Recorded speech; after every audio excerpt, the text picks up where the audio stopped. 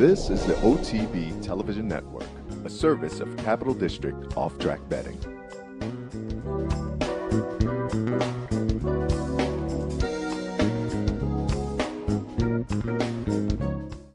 Live from the backstretch at historic Saratoga Racecourse, this is Racing Across America with Seth Merrow. Racing Across America is brought to you by CapitalOTBBet.com, the premier online wagering site in New York State. CapitalOTBBet.com. Sign up today.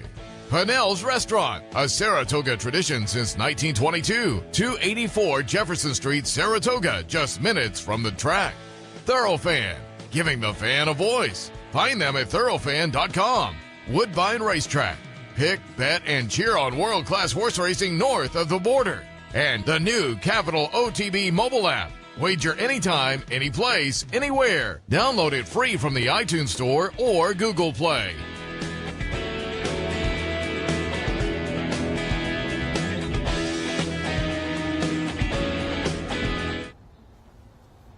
Good morning and welcome to the Monday edition of Racing Across America. Thanks for joining us. I'm Seth Merrow. A little bit later, Matt Haggerty, annual visit right after the Jockey Club Roundtable. Matt covers, more hard news kind of angles for the Daily Racing Forum. He covered the Jockey Club Roundtable yesterday. We'll talk about that and much more with Matt. Coming up a little bit later on, Ellis Starr. Have him by phone fairly often. Racing analyst for Equibase, but he's here live. He's doing an EquestriCon panel tomorrow, Tuesday, but we brought him in. We'll get some ideas from him today as well, maybe on the afternoon card, and we'll wind things up. Teresa Gennaro, a little bit early for her racing calendar this week, or her social and racing calendar, as it were, but we'll tell you what's coming up in and around Saratoga over the next week with Teresa towards the end of the show. But top of the show, happy to be joined by our friend Andy Sterling. Good morning, Andy. Good morning, Seth. How are you? Very good. Happy to have you on. We haven't had you on in a couple of weeks. Always looking forward to the visit. It's been hard for me. Each Monday comes and I miss you. I mean, I really think I could be up there with Seth, and it's heartbreaking. I'm sure. You have Haggerty, though, today. Matt's great. Yeah. Matt, like I said, the annual visit. Always look forward to that as well. Fill us in. For some reason, last year when I got home, I would watch the late-night version of the MSG Fox show. For some reason this year I haven't caught it as much, but during the day, part of the simulcast signal gets beamed in, so we certainly get to hear plenty of it on track as well. But it seems like things are going well. The new members of the team, it seems like it's all working out. Yeah, no, I mean, well, Gabby was here last year. Gabby Gadet, of course, and she's terrific, as everybody knows. And Paul Duca joined us, and been great working with Paul. He's a pleasure to be with. It's nice to be back with my friend Tom Amos, having fun down the set with him, and Greg hosting. Everything's great. And of course, Maggie, you don't forget about her, but it's like me and Maggie get forgotten about because we've been around so long. We're old timers, but it's been a lot of fun. It's an enjoyable show, and I get such good response from people, and it's nice to be part of something that people seem to be enjoying. That's always nice to get compliments, and we're glad people are enjoying it. And it's been a terrific meet, and we've been so fortunate with the weather that the biggest factor is the weather around here. As you know, it's you get miserable if it's raining all the time, and if you get good weather, and today, I mean, it's spectacular out, good weather, and it's hard not to be happy. Horses love it as they go right real behind horses back behind here. us. It's kind of cool. And there was the freakish thing on Saturday, but really other than that, the weather's been gorgeous, and that played out. The halfway point numbers came out, attendance and handle up from last year as well. Yeah, well, considering last year we canceled on the four-star day Saturday, it felt like perfect weather on Saturday. It is amazing, right, that we got those storms on the exact same day, and somebody's saying this is bad as last year, and I said, you have no idea. It's not even close. Yeah, people don't remember. It was a cancellation, which put you at... God bless the Arlington Million, because the TV show, if racing cancels here, the TV show can get kind of quirky. But God bless that last year you had the Arlington Million that you could kind of switch to. I think we would have canceled the show last year, and I could have gone home early. So let's not get carried away. I thought you were probably already on the air, though, weren't you? No. Was it that No, early? They canceled the fifth race. The last race they ran. No, no. Because we did have a cancellation at Belmont in June. I think June 17th. Didn't do a show that day. No, we can't do a show without races. But yeah, it was fun doing the Arlington Million. Tom and I were safe and sound down in the downstairs studio. Brought in like a bevy of guests. It was fun. It's always fun in Saratoga. Let's also toss in, because I tout it every week, you continue to do a great job. Downtown Parting Glass on Thursday nights, the radio show. It's always a lot of fun. 8 o'clock on Thursdays at the Parting Glass. highly recommend the hot turkey. I get down there every week, try to get a seat early so I can eat some dinner as well. But that's been fun also. You've had great guests all season long. Yeah, it's been a lot of fun. I appreciate the support of Capital OTB. You guys have been a great sponsor of ours since day one, really. I mean, you guys have always been on board, and we appreciate that. Javier Castellano on this week, Hall of Fame, of course, this year. Brian Lynch going to join us the first time. Brian's a terrific guy, but sometimes he's been stable down at Belmont, so he just wasn't around. And I pointed out to him, I texted him, I said, Brian, you got to come on. I said, I can tell you with at least 2 trainers that won the Alabama after coming on the show right before the race. So that got him to come on, because I do think Unchained Melody has a big chance. And what's going to be at Alabama, by the way, is being undersold. That Alabama, because everybody's talking about the Travers, is going to be an absolutely sensational race. And Jimmy Patsos, of course, the Siena basketball coach who comes on every year. Once, so he'll be joining me as well. Jimmy's, I mean, I'm sure people around here are familiar with Jimmy, and he's just great. And if you're not, you should come down and make sure you listen on ESPN 104.5. Like, I think it might be live on ESPN 104.5, the team this week, because there's no Yankee. I know it was Wake 5, there was no Yankee game, and they replay on Saturdays and Sundays as well. Yeah, Jimmy was a regular at one of my downtown haunts when he was living in town. He's a character. He's fun. Let's go back and look at a couple of races from the weekend that I wanted you to comment on. Go back to the 4-Star Dave on Saturday. A little bit of an upset in here, 5-1 world approval, but notable there. It kind of was a day that helped get the Cassie barn off a little bit of a cold streak in the meet. They put together 2 wins on Saturday, including the Grade 1, so you have to think the remainder of the meet, they're maybe now back on track. Time Test runs second as the 2-1 favorite. Sassy Little Lila did what she was supposed to do, went out and went to the lead early, just couldn't hold on, winds up 5th in the field as 6th. But it was, as I say, a nice win for the Cassie barn. Yeah, I have no idea how the winner was 5-1.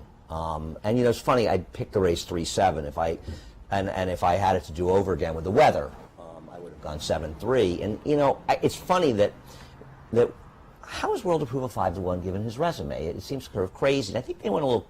That people were confused about Disco Partner. But I think what looked to be a bad draw became a good draw when the rain came, because now this was the inner turf course, and of course the Mellon, the outer turf course, you saw the riders sticking way the outside. The one race we ran in race number 8. So having that outside position, stalking worked out so well for him, where it might not have been great if it had remained firm, because especially the inner, it did seem like the inside paths were very much the place to be. If I was any one of the connections that lost, I would say, boy, I wish it hadn't rained. And whether or not it affected things, I don't know. I thought the result was a very logical one. I mean, I think if you're Time Test, they wanted more firm turf, and that's one of the reasons they sent him here. But, say with Time Test, he's now had 3 chances here, and he's kind of hung a little bit in all 3 of them. And, I think a lot of us thought it's Flintshear the second. Flintshear was a tremendous racehorse, and Time Test is a very good horse, but he's no Flintshear, and I think a lot of us, myself included, I think expected more of him than maybe he was ready to deliver. A definitive win. Turf course may have played into it regardless, and a terrible meet for the Cassies turns around in a heartbeat, just as it has for the Asmussen barn as well. You win a big race like that, and a lot of losses in maiden races and lesser races are quickly forgotten. And I also wanted to go out of town, because we alluded to it, Arlington Million Day, and I wanted to go back, because you sent out a tweet that I wanted to ask you about, and I can't argue with it, really, but we're going to watch the stretch run to the Secretariat from Arlington on Saturday. It's going to be number 4 Oscar Performance getting it done for Brian Lynch. And you tweeted out and said, he's probably 1 away from being in the conversation from 3-year-old of the year, which that's not exactly what I said. Okay, I'll let you correct it. But I'm an Eclipse voter, and it'd be tough for me to go turf, but if there's a scenario where it happens, this might be the year. Well, that was the point I made. What I said was, if the 3-year-old dirt division continues into disarray with a random winner of the Travers and or a random winner of the Pennsylvania Derby, none of the obviously one of the Triple Crown winners wins the Travers. That horse is a huge favorite in the 3-year-old champ. That's just the way it's going to work out. But if some oddball wins that race and somebody, whatever in the Pennsylvania, and he goes and wins the Joe Hirsch Turf Classic against older horses. There's a lot of ifs and a lot of things have to happen. But I think he should be in the conversation because he's been consistent. Once he got away from the Kentucky tracks and he got his right trips.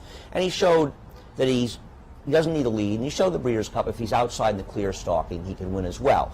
I like this horse, Oscar Horse. He's a very good horse. I think Brian Lynch, I think it's great that Brian's having this terrific year. He's a terrific trainer. It's nice to see him get recognition. I think he does need things to go pretty much his own way. He needs to be controlling on the front end, or he needs to be out in the clear. He's not a horse. He's a horse that's actually shown that adversity is not his friend. So, you know, I think he's a vulnerable horse, but he's a good horse too, and I don't want to knock him, and he has the accomplishments. He's won the Secretary of the Belmont Derby. He beats Olders in the Joe Hirsch, and this thing goes into disarray.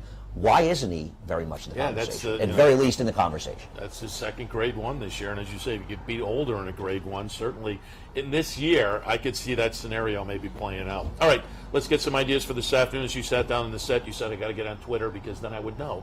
We are on the turf today. Yeah, well, I think your viewers would agree. Your lack of Twitter participation, it's a what? great loss to the entire cyberspace. I will say, stay tuned because as the meet began, stay tuned on that. You don't even answer text messages. I mean, what are you still the flip phone? Yeah, typewriter, flip phone at home. It's still. My mom is more technologically advanced than you are. I'm getting there slowly but surely. All right, let's get some ideas for this afternoon. The sixth race is on the turf. 40 claimers, non-winners at 2 lifetime. I went 4, 7, 5, and 2. I just thought the Pletcher horse with the class relief looked logical, and here comes up from Monmouth with a nice little workout. Clearly, they had some.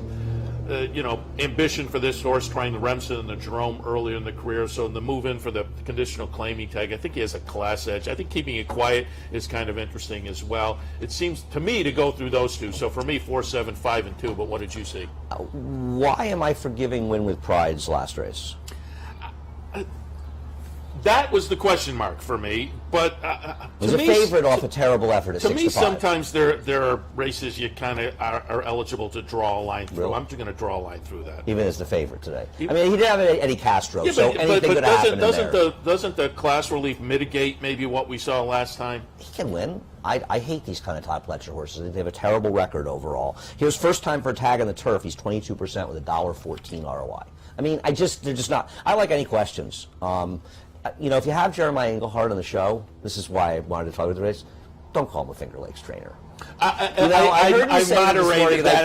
After I said that, I said Finger Lakes and Ira. No disrespect to Finger Lakes, by the way, but and I think he does consider himself a Rochester guy. But he's also. I think he's proven his worth in the Ira circuit, and he's gotten rid of that awful beard. So there's that. I like any questions. I just think he's a logical horse. His last race was against Tougher, and I thought his maiden win was fine, and I just thought he was logical. I give you a long shot in here. Looking at Blessing, who's run against some better horses, and he's actually got a little bit of turf pedigree for Nick Zito. Thought I'd throw him in as a bomb, so I went 5, 6, 7. All right, and yet you're absolutely, as they say, immediately after I said that, I realized he's more of a... I may have him come over and see you. Oh, he'll be on. He'll be on. No question about it. I don't know. I'm not sure. Maybe I lost. Yeah, you may be on to something. All right, the feature race today is the Saratoga Dew, mile and an 8. I took a little shot in here.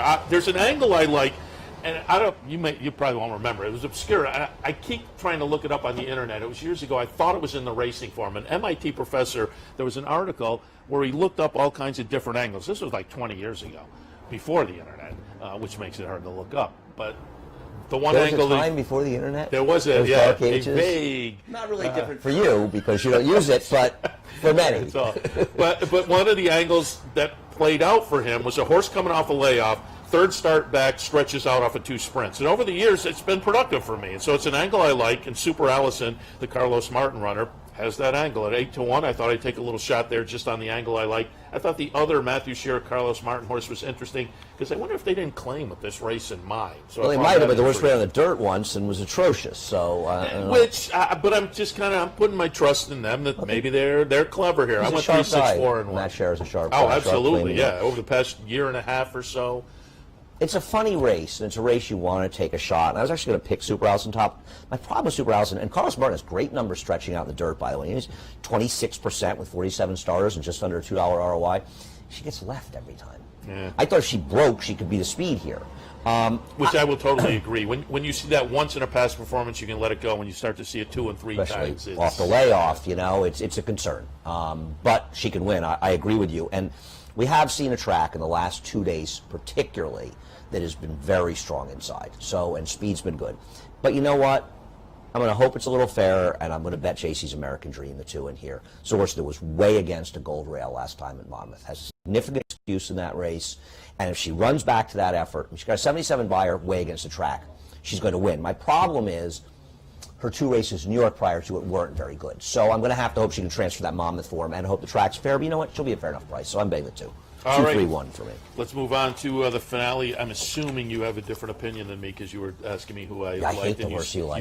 You said let's talk about that race. In the 9th race, I have a 10-1, 8, and 3. I use Snag. Again, this is one where I'm going to draw a line through the last race. Moved to this level last time and didn't get it done. It looked like an aberration to me.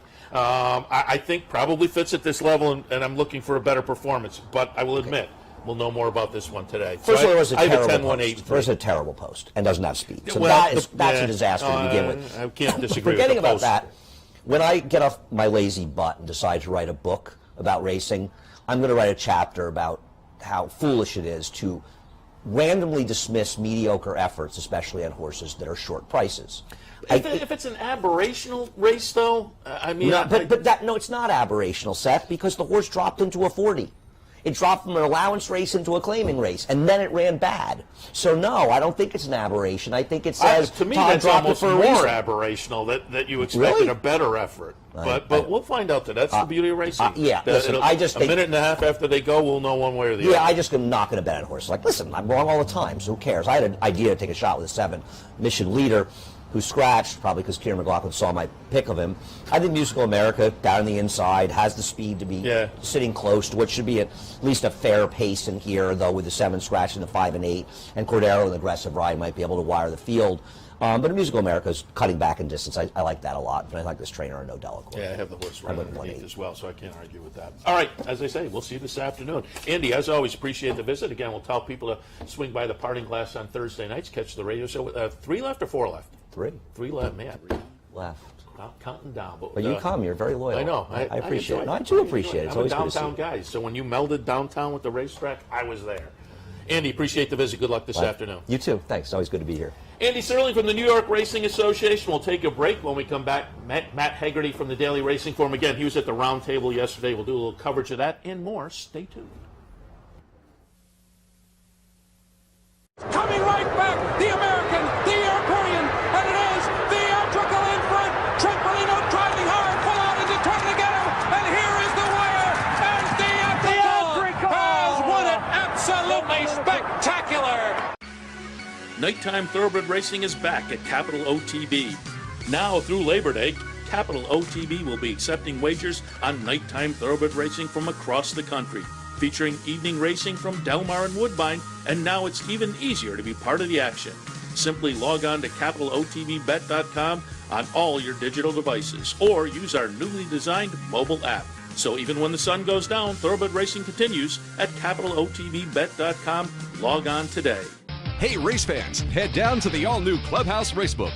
With live horse racing on more than 250 flat-screen TVs, state-of-the-art wagering terminals, and amazing Vegas-style atmosphere. The Clubhouse Racebook, 711 Central Avenue, Albany.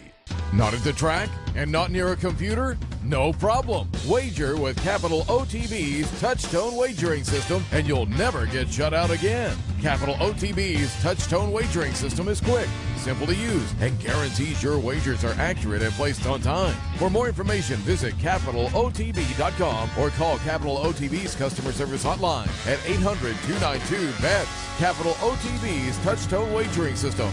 Never get shut out again. In a recent study of some of the top online wagering sites, Capital OTB won big in total player rewards, far surpassing some of the best-known wagering sites in America. While other rewards programs simply offer you points redeemable for gift cards, Capital OTB's rebates are paid to you in actual cash. Plus, Capital OTB gives you full and immediate access to your money. So if all you're getting now are points and gift cards, join Capital OTB Player Rewards today and get cash back. Visit capitalotbbet.com and sign up today. Going on now at Capital OTB. It's Bet 100, get 100. Simply open a new Capital Bets account. Bet $100 and get $100 cash back. That's free money just in time for Saratoga. Bet 100, get 100. Now at Capital OTB. This is Racing Across America with Seth Merrow.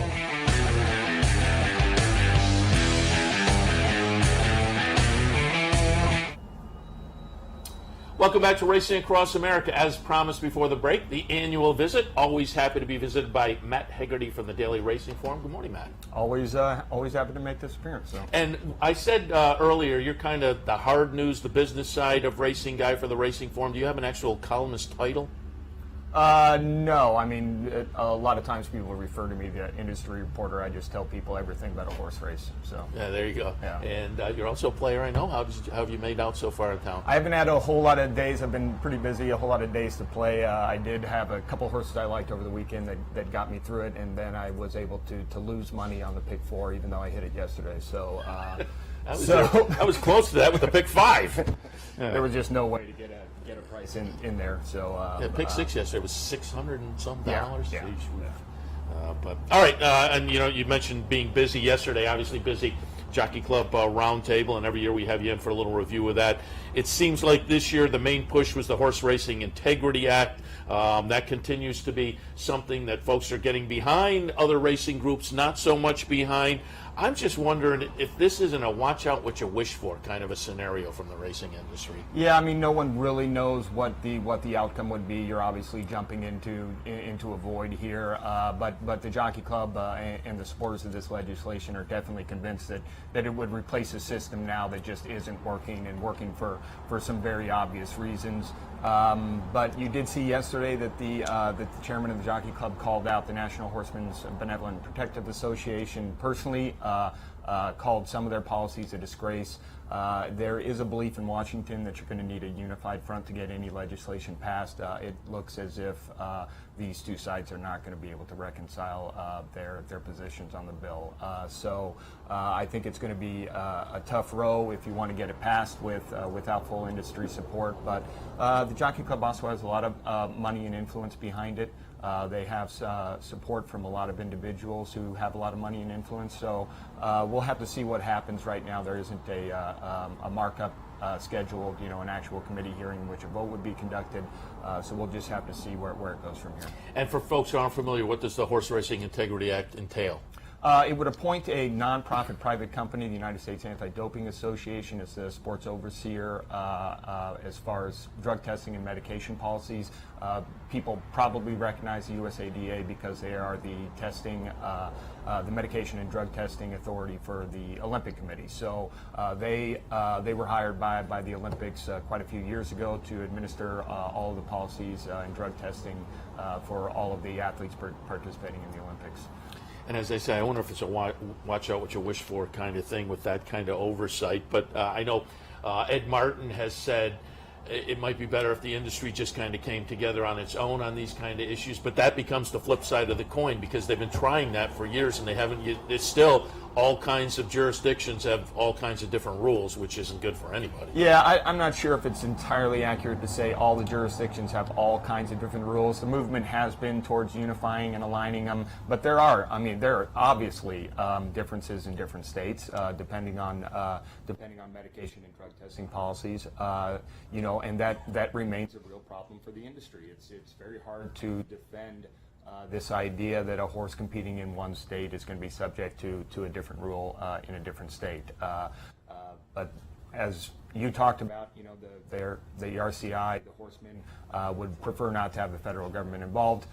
They prefer to just keep working towards uniformity on a state-by-state basis. But as we've seen, you haven't gotten to 100%, not even close to it yet. You're right. You made the point. I overstated it. They have gotten better, certainly, in recent years, but there's still the differences, and they've been doing it long enough now that you'd have to feel like if they're going to get done, they should have gotten it done by now. Exactly, which is frustrating. That remains the Jockey Club's best selling point for, that if we haven't done it by now, when are we going to do it? Yeah. So again, interesting. And your article mentioned talking with Sean Smealy. I said to you before he came on the air, small world. I went to school with Sean. Now he's down in Washington. He's the executive director for the Coalition for Horse Racing Integrity. And again, what's the next step for the Horse Racing Integrity Act? Where's the movement going to come? Yeah, it's been introduced to the House Energy and Commerce Committee. Both of the co-sponsors are representatives. One, Paul Tonko from here, Saratoga, upstate New York, and the other, Representative Andy Barr, who represents Central Kentucky, which would be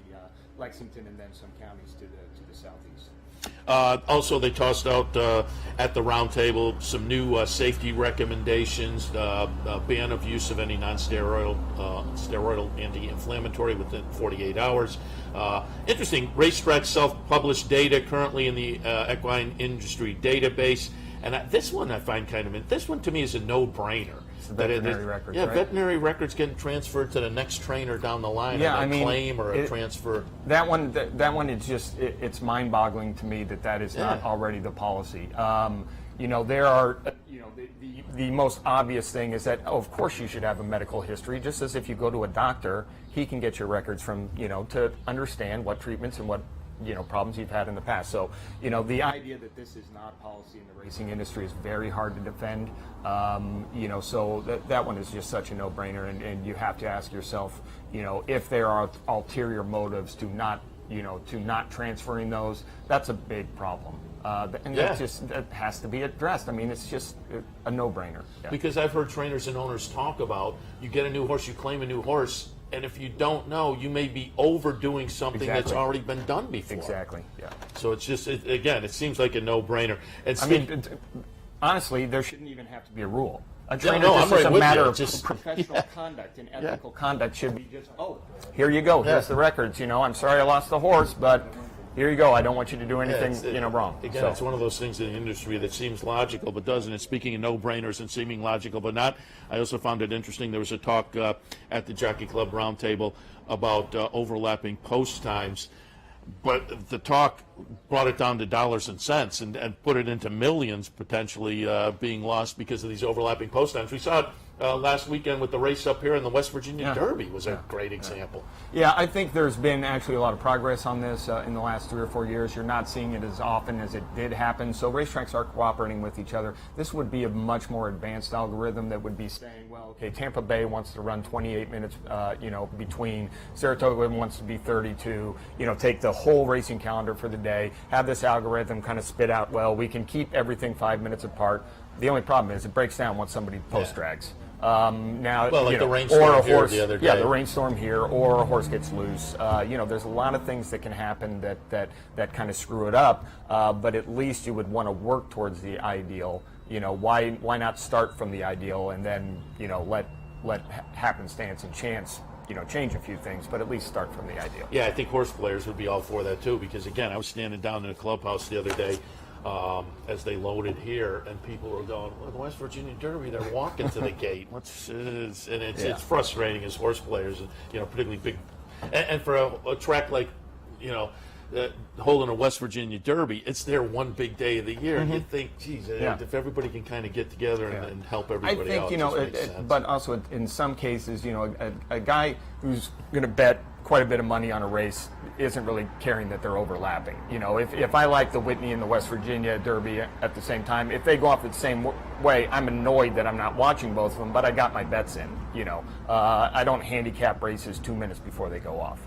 So that $400 million estimate is a little weird. I'm not sure if there's that much. But I'm sure there's some kind of an effect. It would be 4%, but approximately a little under 4% of the national handle. So you see a 4% bump just on idealizing it. Still seems a little high, but I'm sure there has to be an effect, though. Oh yeah, without clearly. All right. Speaking of an effect on horse players, there was an announcement the other day that certainly raised the ire of some players, and a little bit of a head scratcher. Keeneland raised their takeout rates. Yeah, I mean, this is just bad news for horse players. It's going in the wrong direction for the direction the industry should be going. So we were able to confirm that on Tuesday. Then I came back with a much larger article that examined some of the issues involved, just because if Keeneland was going to make this decision, and they knew what the reaction was going to be, there had to be a reason behind it. There had to actually be an important reason behind it. This is terrible news. This is not the way the industry should be going. And so we did do some reporting on this issue just to explain that it looks like Keeneland is kind of facing a new normal in which maybe their revenue streams aren't as robust as they were in the past. But there's no talking this down. This is the wrong direction for the racing industry to go. Its biggest threats are no longer few and far between. There are all kinds of gambling options out there for people, and increasing the price of gambling is not the right way to go. But unfortunately, the racing industry is also in the midst of a large contraction. People are looking for places to get revenue, and as we've seen in the past, you can actually raise revenue by raising a takeout rate. Did they give some kind of mitigation for their reasoning behind this? They kind of, well, we're doing it. Right. I mean, with one of the interviews I did with a Keeneland official, they said, well, horse players will benefit because our fields will remain strong and there'll be a lot of depth and quality to racing. I don't think anyone thought that there was going to be some sort of decline in the racing at Keeneland. They have been giving out, $580,000 to $600,000 a day for the last 5 years. Despite the fact that handle has oscillated, they've continued to raise purses. That's normally not what a business does. If your revenues aren't solidly going up, then why would you raise that outlay at the same time? So it does seem like, well, okay, the horsemen are getting it directly out of the pockets of the horse players, and unfortunately, that's what it looks like. As I said, it'll be interesting to see how that plays out and if it has ripple effects going forward in the industry. Good news up in Massachusetts, I guess. They added a couple of days to racing at Suffolk Downs. I've been telling people for the past few weeks, I made my first visit to Suffolk beginning of the summer. I was headed up to Maine, and I thought it was one of the Sundays they're racing. I'll stop by, never been.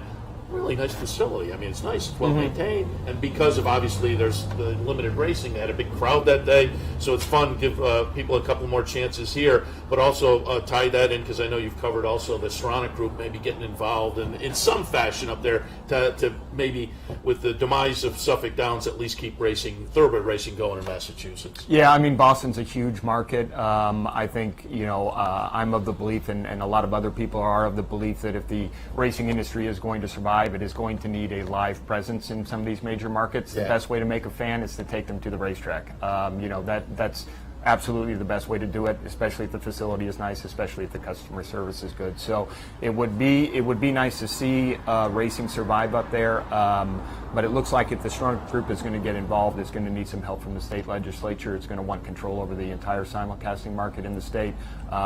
So that would require basically a statute limiting competition. We'll have to see, what the future is going to be. We do know that Suffolk Downs is not committed to any race dates after 2018. They've sold that property for redevelopment, and you just hope that there is going to be a live racing option available in that market. Yeah, because as I say, a couple of weeks ago, it seemed clear that there is a market for it and the number of people. Now, again, I understand it was the limited number of dates that probably played into that, but even if you have a short meet up there, even if you're only going to be doing 30 or 40 days. Now, I know horsemen aren't happy about that, but maybe they work with the region to try and figure out some sort of circuit that keeps everybody happy. And I do understand, though, if you're a full-time horseman who lives in Massachusetts, I certainly wouldn't want to be moving every 3 months, so hopefully they can work something out. Yeah, there. I can't speak for anybody, but with the situation on at Finger Lakes, maybe a little break and move up to Massachusetts and then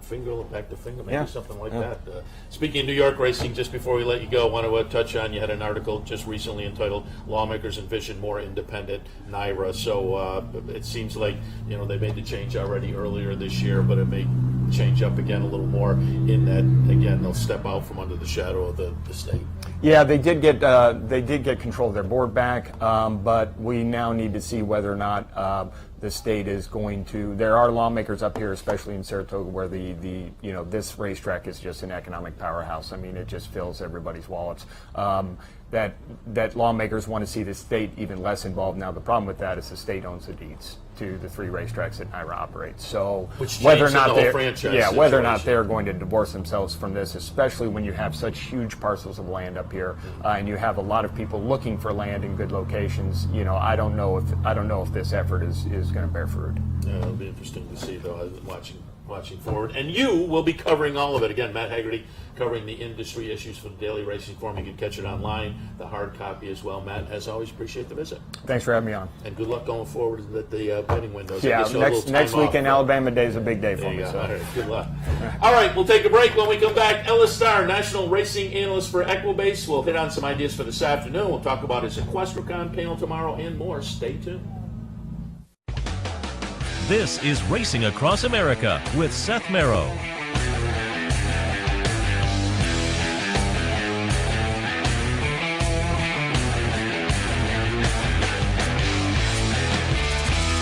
I'm Mark Cassano. Join me Saturday mornings at 10 for Down the Stretch. will inform, analyze, and welcome in the biggest names in racing. So join me Saturday mornings at 10 for Down the Stretch, right here on the OTB television network. What if there was a way to become a better horse player, to have a better knowledge of the game, to be more successful? What if there were a way to take what you've learned, what you know, and make better decisions, better choices, to know how to connect the dots? In horse racing, knowledge is a powerful tool, but not the only tool. Race results and replays, past performances and live streaming, wagering from all your digital devices. These too are important tools, and you'll find them all right here at Capital OTB. Capital OTB. Become a better horse player. With more than 60 Easy Bet and branch locations throughout the region, you're just a short drive from all the top tracks across the country and around the world. For a complete list of all Easy Bet and branch locations, visit CapitalOTB.com. Capital OTB. We're closer than you think.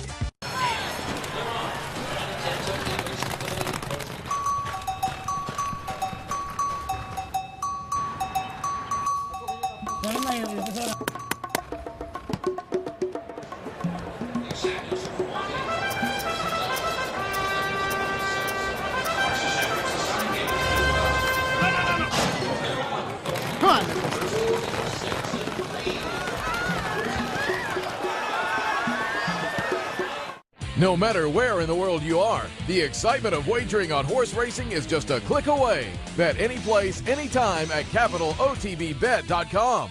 And be sure to download our new mobile app from the iTunes Store or Google Play. I'm Steve Beck. And I'm Seth Merrill. Together, we're loose on the lead on Capital OTB, Sundays at 10 a.m. Why should they watch, Seth? Sit down on Sunday, have a bagel, get some great racing conversation. Cream cheese only, no jelly. Sundays, 10 a.m., loose on the lead, Capital OTB. Welcome back to Racing Across America. I say it every year. We had it earlier this year with Frank Miramati. It's always fun to get the people live that we have by phone plenty of times. Eventually, we get to plug them all in because Saratoga, it's the crossroads of the racing world. And this year, one of the new faces that, again, we talk to plenty by phone, Ellis Starr, National Racing Analyst for Equibase. Good morning, Ellis. Good morning, Seth. Good morning, everybody. It's great. I told Seth before we went on, I tweeted out that people don't have to look at my headshot while I'm talking for the first time that I can ever remember. Live in person. That's right. And my signature hat for those that want to, Well, you got in town yesterday? Got in town yesterday. Phenomenal. Went up and down the street.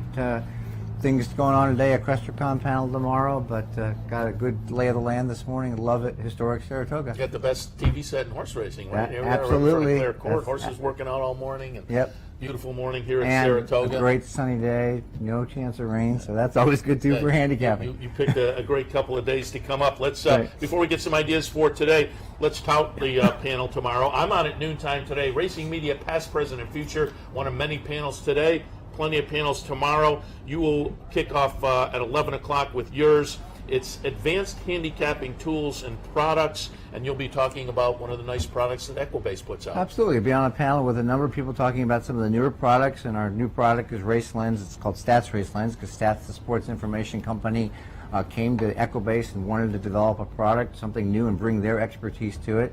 And we'll be talking about that in the panel, asking questions. And then at 1 o'clock, I'm actually doing a demo and the showcase of the product. Hopefully we'll hope to give out some winners for Wednesday as well as today on the show, but certainly demoing some of the things that people can do. You know, I've been handicapping my entire life, going since I was 6, and so 50 years. And anything that can help me handicap faster or turn, I love to tell people, turn my handicapping from proactive to reactive helps, because, you know, we'll talk about an example as we go through something today, but when you handicap and you look at every horse in a race trying to find the 1 or 2 nuggets, if you can turn that around and have those 1 or 2 nuggets blow up in your face, and that's going to help you save time. And last year we had on Rhonda Norby from Equibase, who's standing right off the set, but she that was the kind of the launch of the product last year. Yep, You've been plugged in for the past few months, I know, with our friend Steve Bick, doing some online seminars, as it were, through his radio show as well, and I'm assuming those have been well received, and folks are getting a lot out of the new product. You know, when you come out with something as complex as this, I was looking at octopus, because there's an angles module, and there's PPs, and there's research and statistics, and then there's basic stuff you can do in custom. So we have to have these webinars to people. We don't really have a help guide, because there's just so many things in the product that people need to explore on their own. I tell people all the time, don't change your handicapping, but find ways to save you time. Handicap faster, better is what I like to say with the product. So Steve's been great in that. We're doing webinars about every 2 weeks. We try and make sense of handicapping for the weekend, as well as how we use the product to help people do that. And you mentioned one of the things I find interesting about the product is that angles. If you have special angles, you can kind of plug it in, and as you say, then some of those horses jump off the page. Yeah, absolutely. I was talking the other day about something. An example, let's say you have a jockey that you think just is a low percentage jockey, but you think that when that jockey's off, a jockey change away from somebody, and not just to Castellano, not just to Velasquez, but a jockey change away from a jockey. I'm not knocking jockeys, but you know, you want to know. So-and-so gets off, and now you could do that. You could be notified so-and-so got off this horse, and you can also check the statistics of how it does when that happens. Or a trainer change. When a horse goes to somebody or from somebody, you could do that as well. Just an example of all the things that we've done as handicappers for years that we want to automate, and we didn't have thousands of dollars to program our own database. It's in there now. Yeah, really an intriguing, still fairly new product. And again, your seminar tomorrow, Advanced Handicapping Tools and Products, where you'll be on a panel with a number of people, kicks off City Center at 11 a.m. And you got a demo coming up at 1, right after that. O'clock. Yep, Very 1 good. o'clock. So if people want to learn more about the new Equibase product, highly recommended. 1 o'clock, go to your seminar, actually running through it. And as you say, hopefully some things will jump off the page for Wednesday. Yeah, I'm hoping. That's what we like to see. Let's see if we can get some things to jump off the page for Monday. We're going to take a look at some of the action today and get your ideas. I've also looked at Monday's action, so maybe we can have a little meeting of the minds. Race 2 today, maiden specials, 5.5 on the turf. I went with 2 first-time starters in here. I thought Hollywood Royal was interesting for Mark Cassie, as the Cassie barn kind of has gotten through the cold streak, hopefully with the weekend. The dam produced a couple of live siblings, Laurie's Rocket and Greeley's Rocket. Boom Boom Room is interesting to me. Sibling sold up here Monday night for $375. There wasn't much on the dam other than that, but I thought the younger sibling selling for a good price up here Monday night was intriguing. And then, you know, if you're looking for a horse with some experience, you go to the rail, the number 2 horse, Speed from the rail there. So I maybe getting clever with the 2 firsters, but obviously the horse to beat will be the one, the Belmont runner with experience. What did you see in race 2? I would knock handicapping. I did exactly the same thing. My picks, when it comes time to make a play, I like Vigor.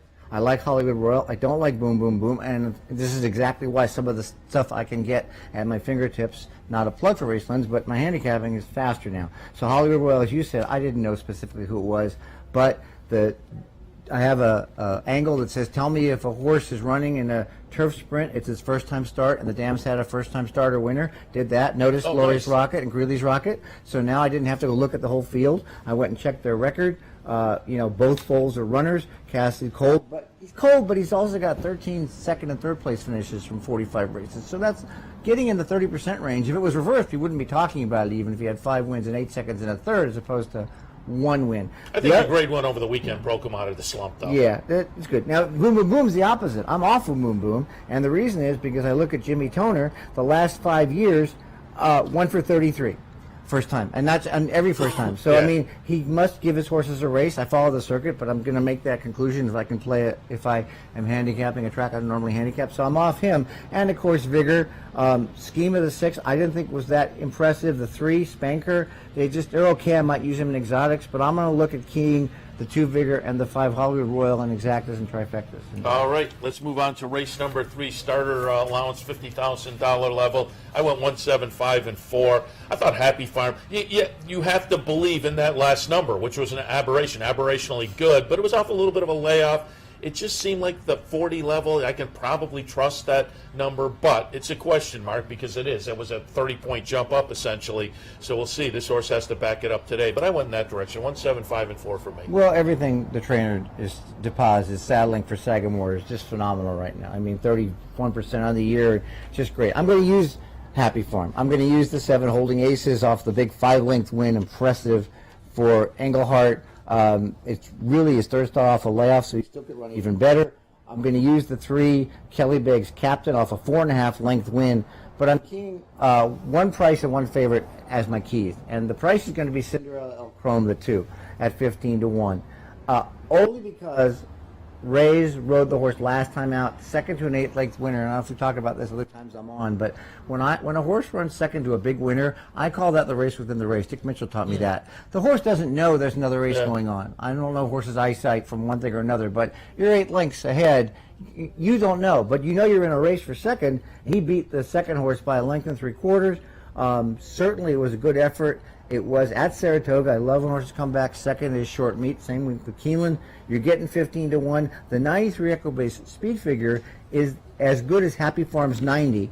Holding Ace got a 99. Killybegs capped a 93. So this horse is coming under the radar. It's funny, when a horse runs second at 24-1, you think it might be 5 or 6-1 next time, but yet we have a 15-1 morning line here. Baby Bear Soup is the only horse. It leads the field with wins with 4. By the way, Cinderella Chrome has the second amount of wins in the field with 3.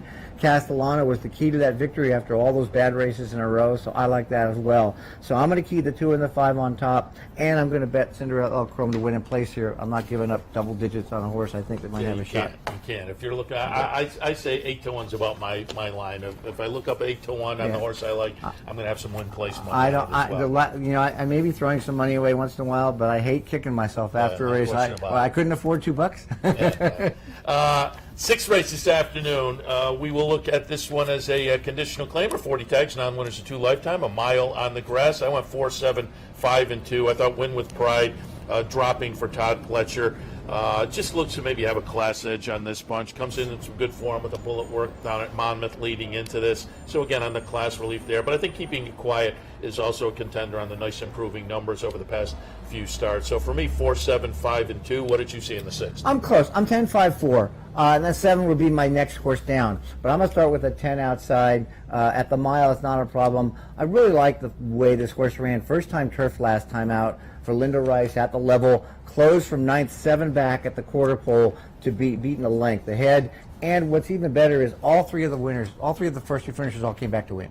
So this is a key race. I mean, usually if you look at 1 horse, 2 horses, all 3 horses that beat this horse, especially the 3rd horse that only beat him by a half a length, came back to win. Certainly second off a little layoff. That 87 Echo Base speed figure happens to be the 3rd highest in the race as it is. So I think the pattern is really good for the 10. The 5, any questions? I'm looking back at the one before last, the Maiden 40, which he won very well with Cornelio. Moving from Mont to Englehart, I don't know if it was a private purchase or not. I didn't have a chance to look it up, but again, that one race back is close enough to me to run back to it, gives any questions a shot. And the 4, as you mentioned, Win with Pride, the blinkers off last time out actually helped him run even faster. It was his best Echo Base speed figure ever.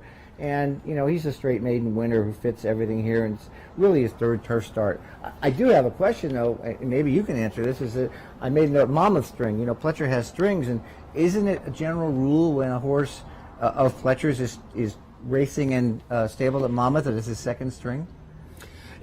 He said that. I asked him about that because he had Sweet Loretta, I think, last year, came up from Monmouth and won the stakes race. And I said, everybody's thinking, oh, Monmouth. And he said, nah, it's more complicated than that. Sometimes we're looking for spots. And he kind of said, I think generally you can kind of assume that that's probably true on a general basis, but not a horse-to-horse basis, I don't know. So, again, I found it intriguing on the class relief and the bullet work in Monmouth. So I didn't put that in. I think it's something worth considering, but in this case, I didn't have it as a negative. And I will say, any questions, it's August Dawn. Bill Parcells, he moved his horses. Okay. So it's just a move to a new trainer. Well, when you get these non-winners of 2s, if they have good form in one of their last 2-3 races, I'm interested. All right, we'll take a look at the feature in the Saratoga Dew. 8th race today, 3-6, 4 and 1. I said earlier when I had Andy on, I'm taking a little bit of a shot on an angle I've liked over the years. Horse comes back off a layoff, puts in 2 sprints, and the 3rd start back stretches to 2 turns. That stretch to 2 turns in the 3rd start back can be productive. So it's a little angle at 8-1. I'm going to play around with it here. 3, 6, 4, and 1. It's an age-old angle, and that's my 2nd pick. I'm 6, 3, 4. And I'll probably use the 5 as my 4th horse to use tries because... A 5 scratch. Oh, okay. So well, you're then I'm 6, 3, 4. I'm reluctantly looking at the 1 and the 2, but 6, 3, 4. But to the 3 first, I'll tell you absolutely correct. The pattern last year was the same.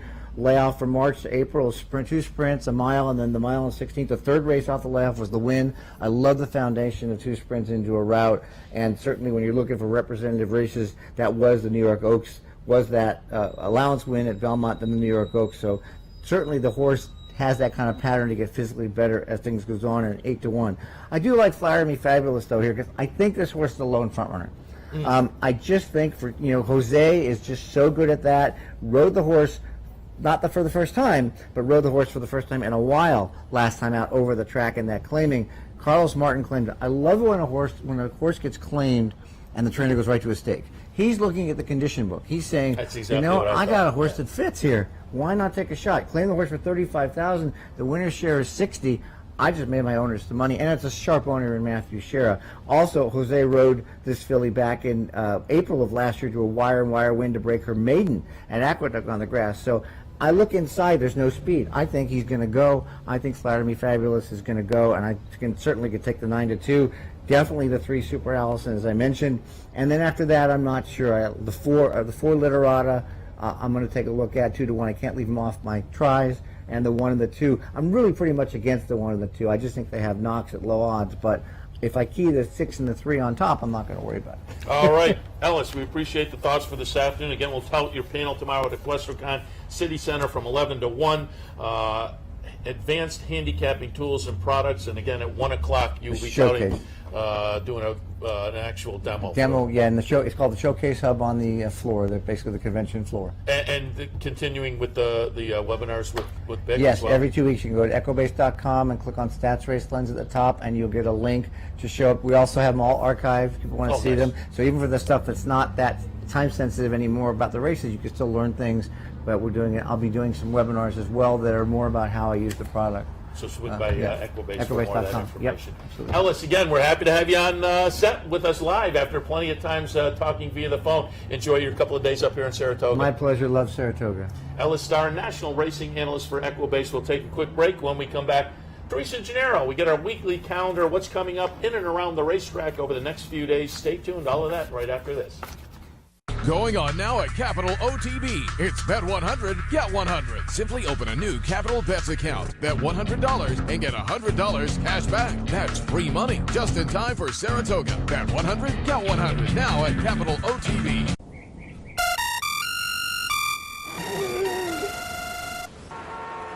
Come on. I want sales reports on my desk by Monday. Whoops.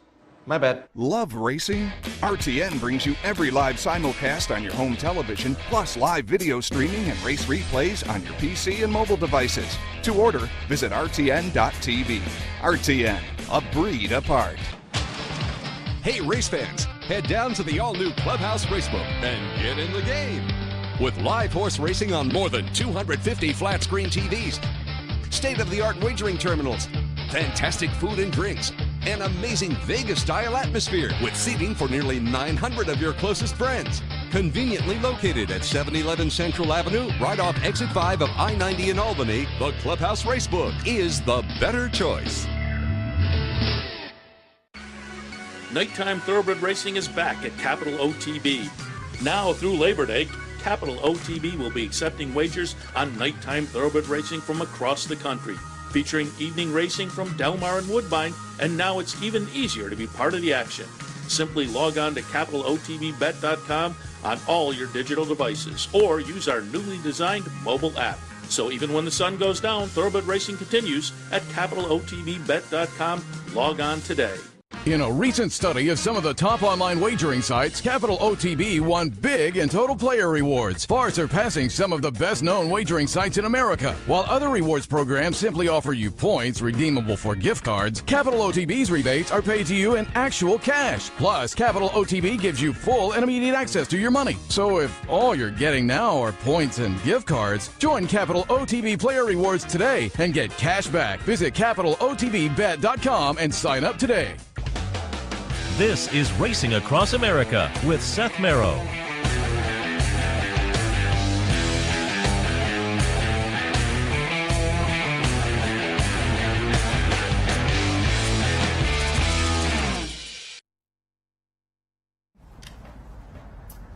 Welcome back to Racing Across America. A little update on what is coming up in and around the racetrack over the next week or so with our friend Teresa Gennaro of the BrooklynBackstretch.com blog. Good morning. Good morning. Well, folks can always find the calendar at the blog as well. Yes.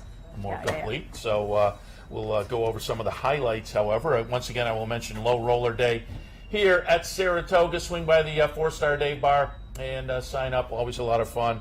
Highly recommended Sundays and Mondays here at the racetrack. Low roller contest. Also kicking off today, Equestricon, yeah, long-awaited, incredibly ambitious programming. There were some kickoff events yesterday, including a VIP party last night, which I was not at. I'm not a very important person either. Yeah, that's why we get along. But the official events begin today with panels and signings and seminars, and there are dozens of events scheduled for each day. I do believe walk-up tickets are available down at the City Center in downtown Saratoga. I'll toss out a few of today's that are still upcoming. I'm on at noontime, Racing Media, past, present, and future. Also at noon, a Q&A. This should be interesting. How to get a job in racing. If you're interested there, that's also coming up at noontime. Bill Knack will be signing. It's an author series, the Secretariat book with Bill Knack. Big scores on big days, autograph session with Ramon and Tom Durkin, racing marketing coast to coast, a Pat Day autograph session a little bit later on. Q&A with young racing photographers. Brian Bouillet also has his signing with his book, Young Professionals Racing Networking. That's coming up a little bit later today. Thoroughfan, you can have a voice in the industry. And then I believe that's still Monday. Yeah, Monday. Monday is jam-packed. Perspectives, social media and horse racing. A fan panel. I saw Steve Haskin last night. He's on this. Debate the Greats. That should be fun. Winning the Big Race. There's a happy hour down at Four Roses from 6 to 7. And then tonight is the screening of First Saturday in May down at the Bowtie Cinema, 6:30 to 9. Dale Romans and John Hennigan will be there. And just to give you a couple ideas for tomorrow, the Ellis Star, Joe Drape will be signing. Women in Racing, is that you? That's me. All right, that's I'm on that panel. 11 a.m. You're in. Triple Crown jockey signing.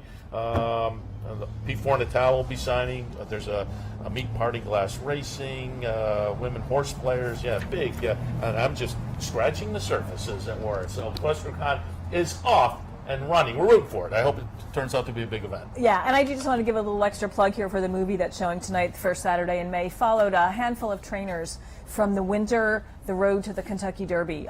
One of them was Barbaro and Michael Matz. But the stories are great. Dale Romans is featured prominently in it. He's hilarious. A really, really good movie, 6:30 tonight. It's about 90 minutes long. So. And there's the Q&A afterwards with Dale and John Hennigan, one of the producer directors as well. Should be good. Tuesday's always a fun day up at Old Friends at Cabin Creek. We had Joe and Pepper a couple of weeks ago, and they were doing something on Tuesdays during the meet. Yeah, kind of a different theme each week, and tomorrow is Give Back Tuesday. So they'll have a bunch of local nonprofits there, not all having to do with horse racing. One of them is Shelters of Saratoga. There's an Animal Rescue League as well, and they're just going to be up there kind of promoting what they do.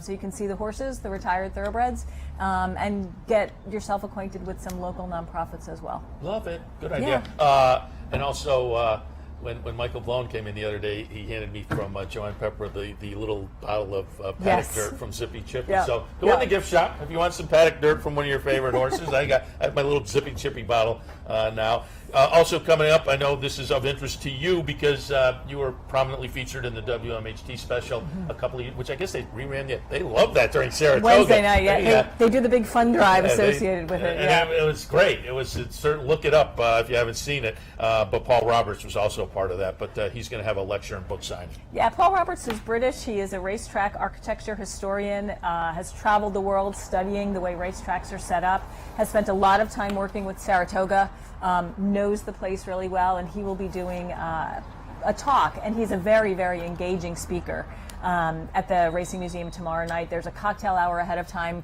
costs a little extra, and then the program begins at 7, and I highly, highly recommend it. Yeah, he did. Was it a couple of years ago he did something over at Facing Tipton that people were giving big thumbs up to? Yeah, so he's great. Well worth swinging by. And he loves Saratoga. So. Well, who doesn't? Who doesn't?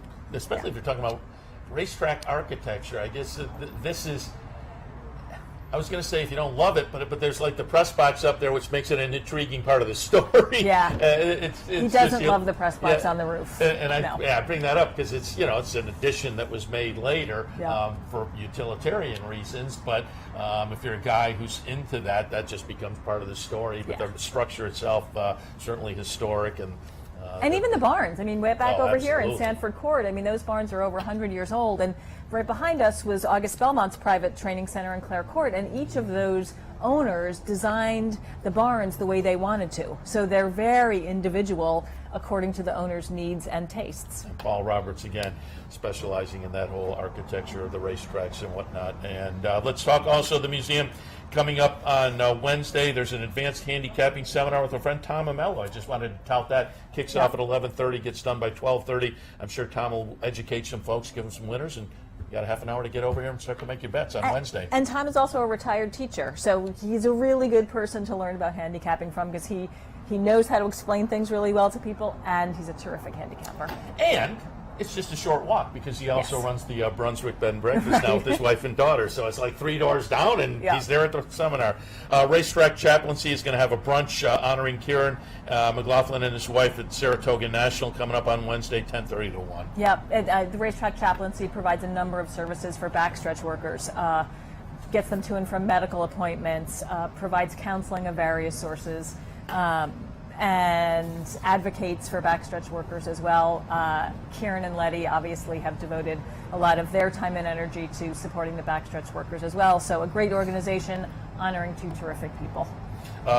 Let's also toss in, I'm just going down and hitting some highlights. We had Andy mention his radio show, so I'll just tout that again. That's Thursday down at the Parting Glass, but he went through that already. And one of the things that I didn't have kind of highlighted, but I do want to mention, coming up on Saturday, the Lustgarten Foundation honoring Dominic Galuccio, died of pancreatic cancer.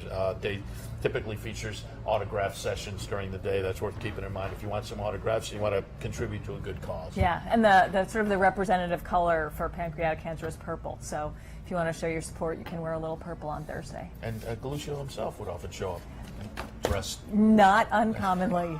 He was a man of vibrant color in more ways than one. All right, and why don't we wind things up remembering, didn't mention it at the top, but tonight there's a jockey meet and greet at Boca Bistro. So if you want to swing down, get some jockey autographs, that's tonight. I skipped that at the top of the rundown. And that, I mean, you do need a ticket and a reservation for that. It's a wine pairing dinner featuring Stone Street wines. Barbara Banke, obviously Stone Street, big name in racing as well, with a custom menu. So it's kind of a fancy food night with the bartenders there. But if you want to do that, I would give Boca Bistro a call. All right, that's tonight. Do want to mention coming up a week from today, since you won't be back in before that, we'll hit on next Monday. It's another giveaway day, the cooler bag, which looks like a fun giveaway. Yeah, and very useful. No question about it. There's a pop of that. And you had one more. There's one more thing I just want to throw in, which is this Friday.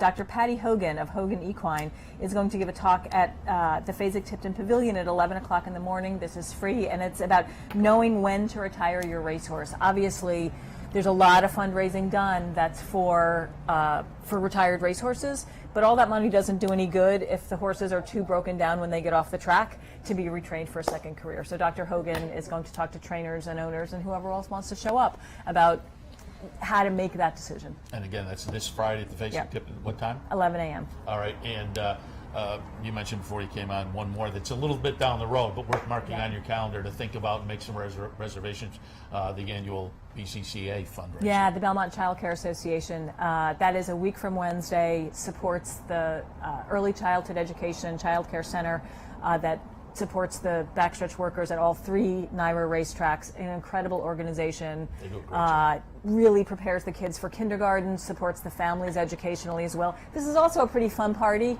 Dwayne Lucas is a celebrity auctioneer. Todd Pletcher often helps out. The jockeys and trainers help spot. Casual.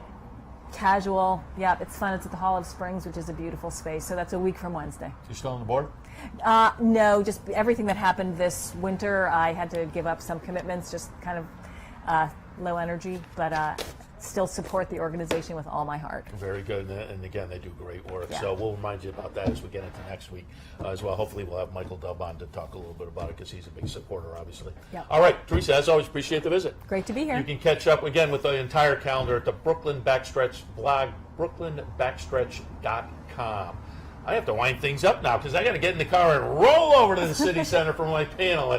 I'll make it in just in time for the noontime kickoff. Racing media, past, present, and future. I'm excited. It's going to be great. Yeah, it should be fun. Yeah. I'll wait and see what the audience. I'll see how much fun it is. I'll get some reaction afterwards. But we'll wind things up for this edition of Racing Across America.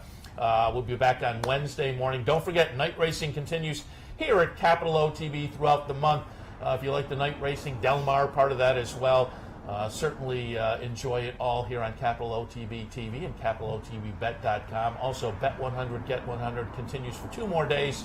Sign on, new account, Bet 100 in, Get 100 put into your account. Don't forget, only a couple of more days for the Bet 100, Get 100 promotion. And you can keep up with promotions and events also at CapitalOTB.com. All right, I'm wrapping things up. I got to hop in the car and make my move over to Equestricon. Enjoy the races this afternoon. Let's all cash a few tickets. We'll see you back here Wednesday morning, 9 o'clock for the Handicappers Report.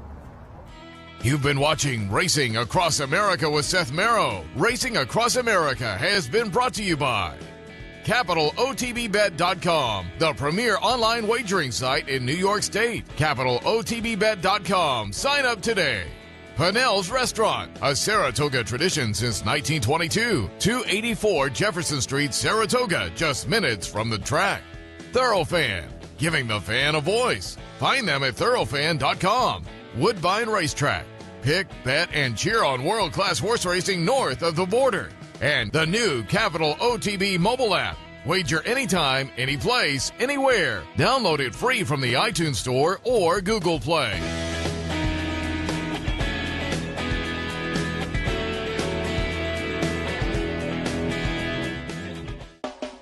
You're watching OTB TV, a service of Capital Off Track Betting.